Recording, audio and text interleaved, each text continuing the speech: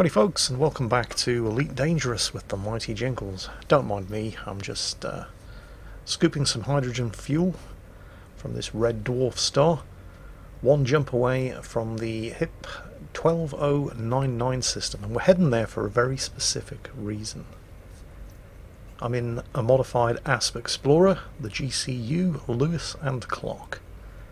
And there's two separate science fiction references in the name of the ship, so there's double the brownie points if you can get them both. The reason we're heading for this system specifically, well, in the last episode, I started down the engineering grind. And, well, what you should probably be doing before you even contact your first engineer is making sure you've got a stockpile of engineering materials. This system's a little bit off the beaten track.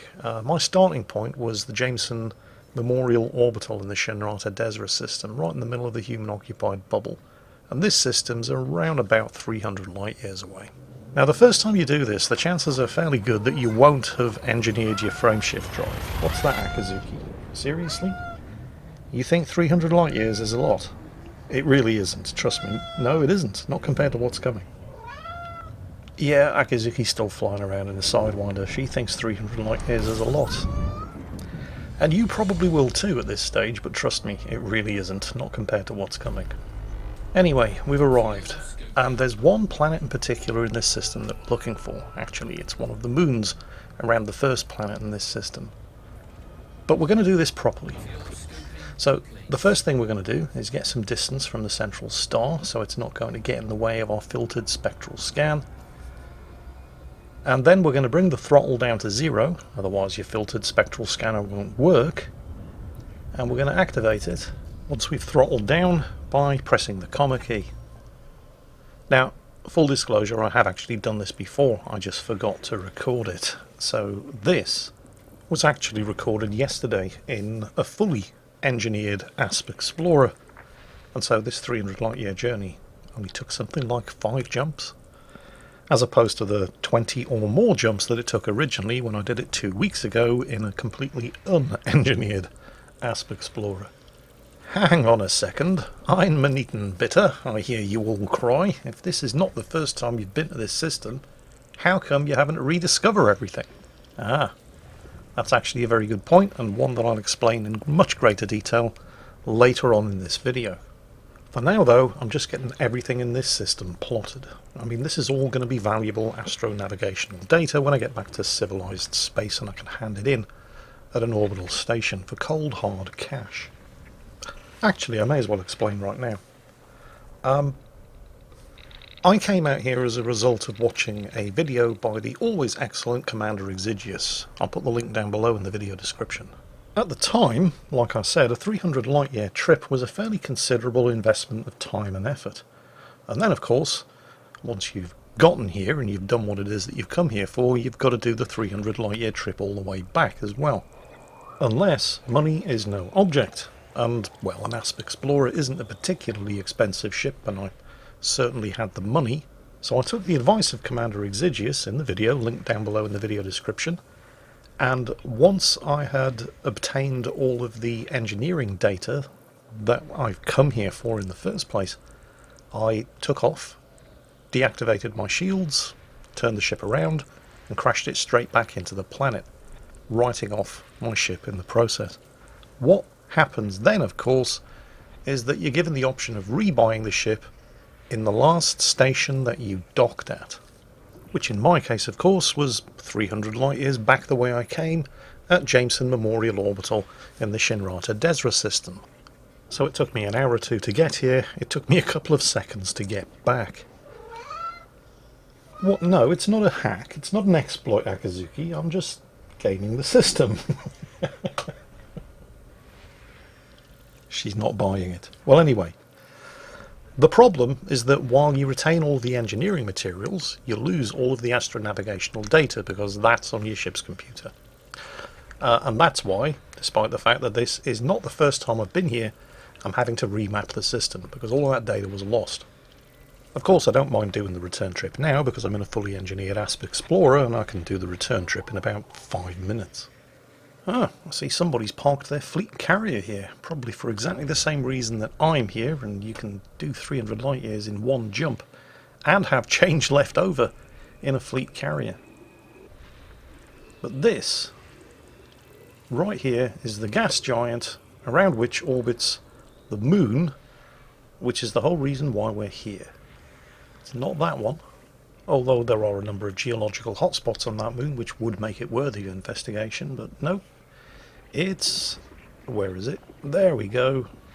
This one. HIP 12099-1B. Have a look up here. Locations. Human and other. It's the other that's the reason why we're here. We're waiting for the scan to resolve, but it appears that there are also some geological hotspots where we can farm some raw engineering materials in the process, but it's encoded engineering materials that we're here for, because this planet, HIP 12099-1B, to be more accurate, this moon, is the single best source of encoded engineering materials, at least as far as we know, in the entire galaxy. Which is almost certainly why half a dozen commanders who've spent the billions required to purchase fleet carriers have parked them in orbit around this place in order to farm those encoded materials. The next thing we're going to have to do is map the surface of this planet, and for that you're going to need a detailed surface scanner, so I sincerely hope you brought one along. Although if you got this far and you didn't bring a detailed surface scanner along, it's probably not the end of the world if you're doing this now for the first time, because there are probably still going to be a bunch of fleet carriers parked in orbit around this planet to farm those encoded materials, and they're almost certainly going to have outfitting facilities on board where you can buy a detailed surface scanner. I'm just hooking the second probe to map the far side of the planet, using the planet's gravity well to loop it around from this side, and there we go, 100% surface scanned. So now we have the location of that mysterious other, whatever the hell it was, as well as all of the geological sites of interest on the planet too. But it's... there it is. That's the one that we're looking for. Now it probably goes without saying at this point, but because we're going to land on the planet, you're going to need a planetary vehicle hangar installed on your ship with a Scarab-class surface reconnaissance vehicle. That's probably something I should have mentioned at the start of the video. Oops. It's a bit dark down there, so I'm going to turn the night vision on. And we should be... here we go, dropping from orbital cruise into the glide phase. It's probably also worth pointing out that you can't do any of this if you don't have the Horizons expansion for Elite Dangerous. That's the expansion that introduced the engineers in the first place and also allows you to actually land on the surface of certain planets. And while you can technically, if you have the Horizons expansion, technically land any ship on the surface of any planet, this place in particular you're really going to struggle to find enough of a clear area to land a large ship like an Anaconda or a Cutter or even a Clipper. This is very definitely best done in a medium-sized ship at the most. And as medium-sized ships go, the Asp Explorer is ideal because it's on the small side. And that down there is what we're here for, the Jameson crash site. Let's turn night vision off and see if we can get a good view just using the external lights. That is a crashed Cobra Mark III, and it's not just any old crashed Cobra Mark III, that is the Cobra Mark III of the legendary Commander Jameson.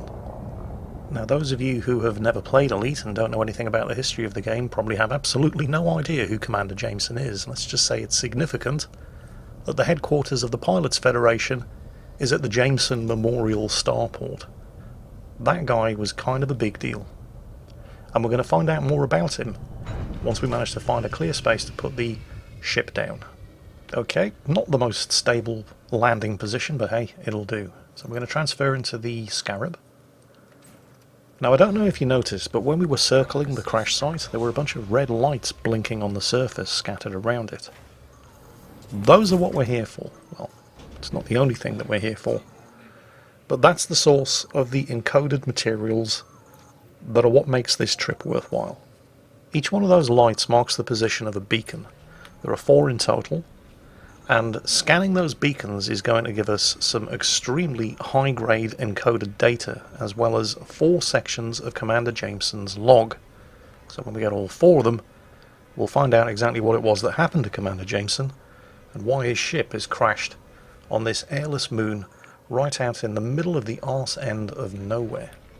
The reason Jameson's so famous, aside from the fact that he's the name of the commander that you played in the very first Elite game way back in the 80s, is because he was the commander recruited by the Intergalactic Naval Reserve Arm to deploy a bioweapon against the Thargoids. Yes, the aliens who are back in Elite Dangerous. It was assumed that Jameson had finished them off and died in the attempt. But that's not the case. And we're going to find out what actually happened by reading the fragments of his logs that are here at these 4 beacons indicated by the red blinking lights around the wreck of his ship, the Cobra Mark III, registration number JJ386. There's also a bunch of canisters here that you're entirely at liberty to pick up if you want. They don't contain anything particularly valuable. Personally, I just ignored them. It's these beacons that we're here for. Nobody really knows who placed the beacons. It's assumed that Jameson survived the crash and placed the beacons himself, although what became of him then is a complete mystery. If you're feeling the urge to satisfy your morbid curiosity, you can even check the cockpit of his ship. Just going to switch to the turret and pop the boosters on the SRV, and yep, you can clearly see the pilot and co-pilot seat, and there's nobody in them. No trace of Jameson's body has ever been found. But each time you scan one of these comms control beacons, and there are 4 in total, you're going to get some extremely high-grade encoded engineering materials like adaptive encryptors, atypical encryption archives, all sorts of good stuff. All the sort of things that you're going to need, along with raw engineering materials and manufactured engineering materials, to pay for the upgrades to your various different ship systems that are required by the engineers who are going to conduct those upgrades for you. Now you might be sitting there thinking, well, hang on a minute, if there are only 4 communications terminals, that's an extremely limited amount of encoded data that we can actually extract from them. And you're absolutely right. You can only do this once, every time you log in. So once you've extracted the data that you want from all 4 of the terminals, you just exit to the main menu and then log back into the game, and you can do it as many times as you want. A literally inexhaustible supply of encoded data. And now for a word from our sponsor, Commander Jameson. Hey there, kiddo.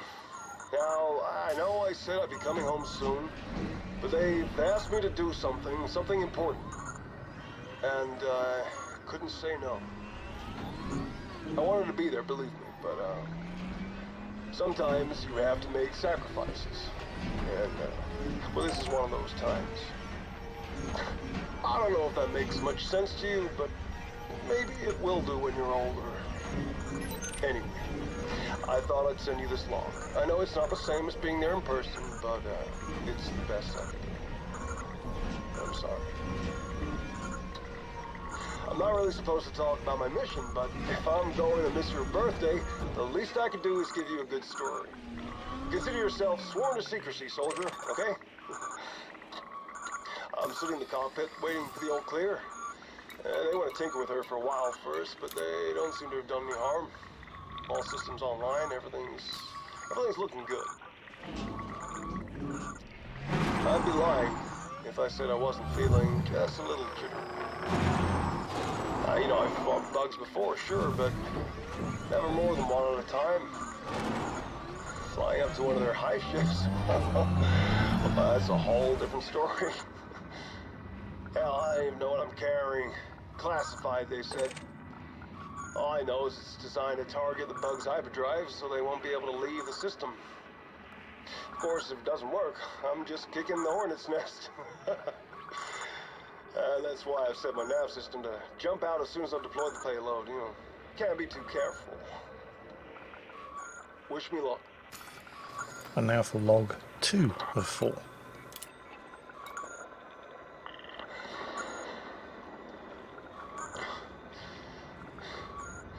That was almost too easy.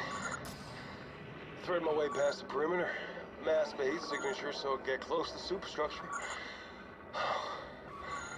I tell you, I've never seen a hive ship up close before. Doubt many people have. It was amazing, kiddo. Beautiful, really. Makes you realize just how smart they are, how advanced. I admit it. I hesitated for a moment before I hit the button. I had to remind myself it wasn't them I was attacking, just their technology. As if this microwave virus of theirs even works. Oh, man. I watched the payload rocket into the belly of their ship and stuck around just long enough to make sure it hit home.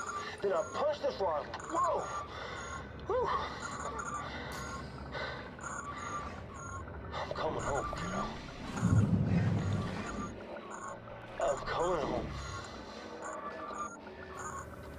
Yeah, based on the evidence that we can see right in front of us, I'm pretty sure that he isn't. But before we listen to the third and then the fourth and final logs, I'm going to log out back to the main game menu and then log back in again, at which point all 4 of these beacons will be mysteriously and magically filled with fresh encoded data for me to plunder. And I've positioned the scarab right in the middle of the 4 beacons, so I don't even have to move. I just press the U key to switch to the turret, and then use the data link scanner to interrogate the comms stations and draw fresh encrypted data from them. So while I'm doing that, you can listen to what happened next to Commander Jameson.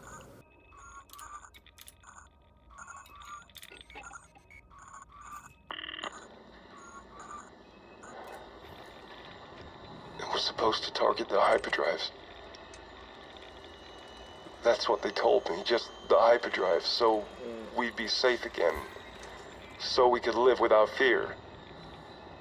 Well, it did a hell of a lot more than that. There were sensors on the payload so I could monitor the reaction and make sure it activated properly. I'm staring at the data now.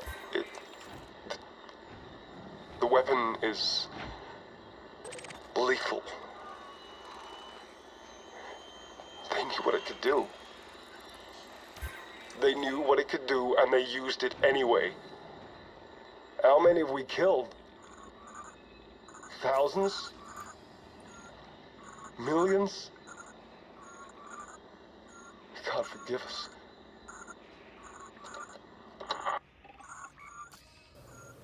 One more log entry to go, but first I'm going to flip the board again to get some fresh encoded data, and then we'll listen to Commander Jameson's 4th and final entry.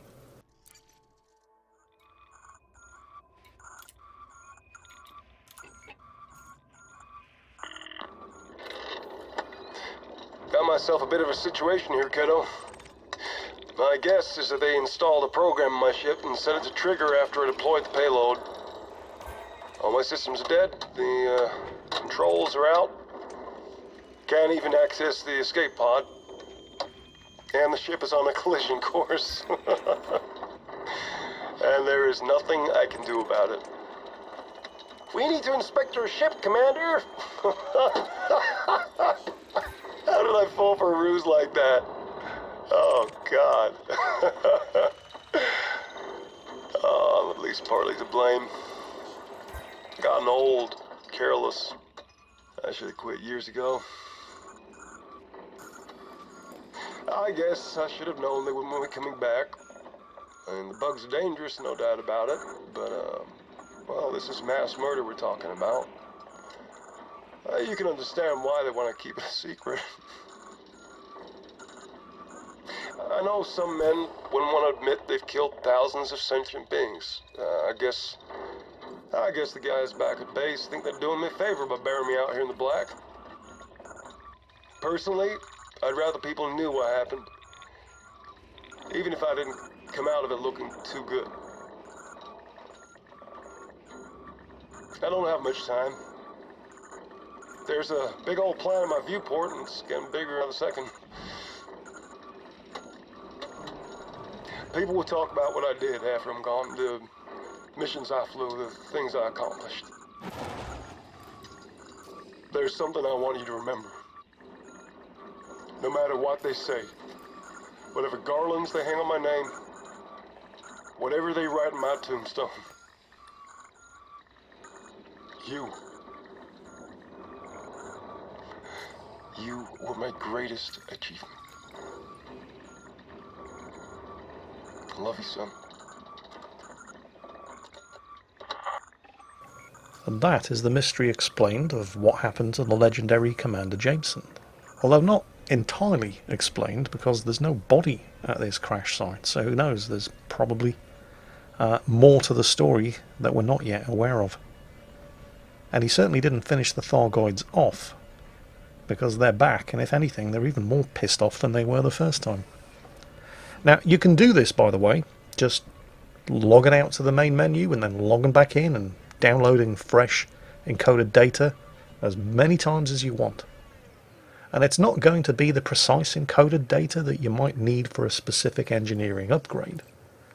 But it is all high-grade engineering data, and you can take that data to an encoded materials trader, and you can trade it for the exact specific types of encoded data that you want at a very, very good exchange rate, because this is the high-grade stuff.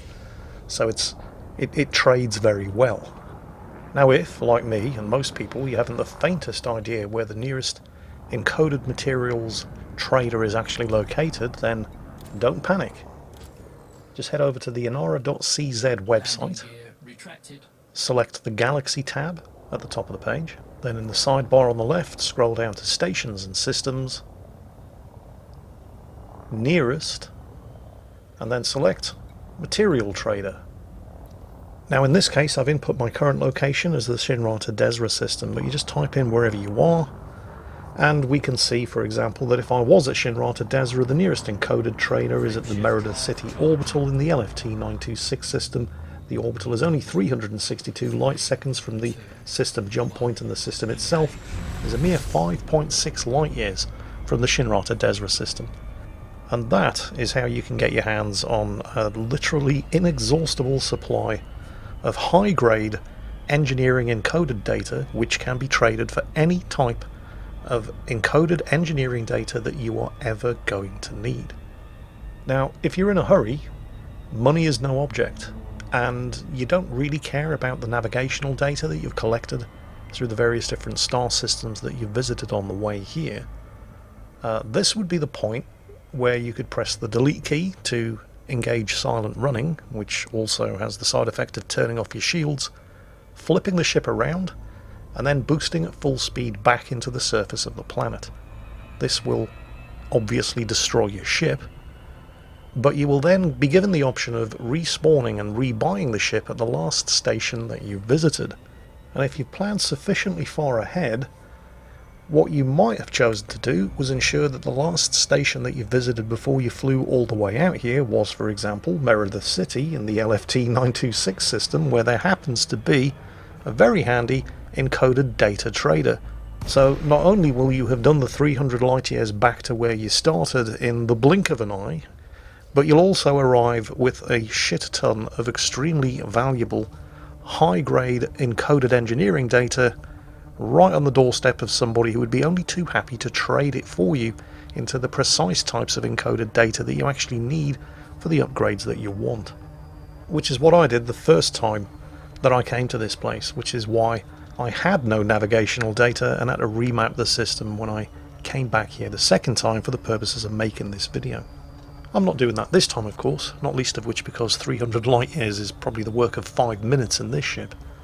But also there are several geological sites of interest on this particular airless moon, and so I'm going to be spending the next half an hour or so plundering them of not just the encoded data that we've recovered at the Jameson crash site, but also the raw engineering data that's scattered all across these geological hotspots. So that's what I'm going to be doing for the next half hour. This is definitely going to be an extremely profitable trip, and I hope you've enjoyed the video, found it both entertaining and informative, because that's it for today. As always, folks, take care, stay safe, and I'll catch you next time.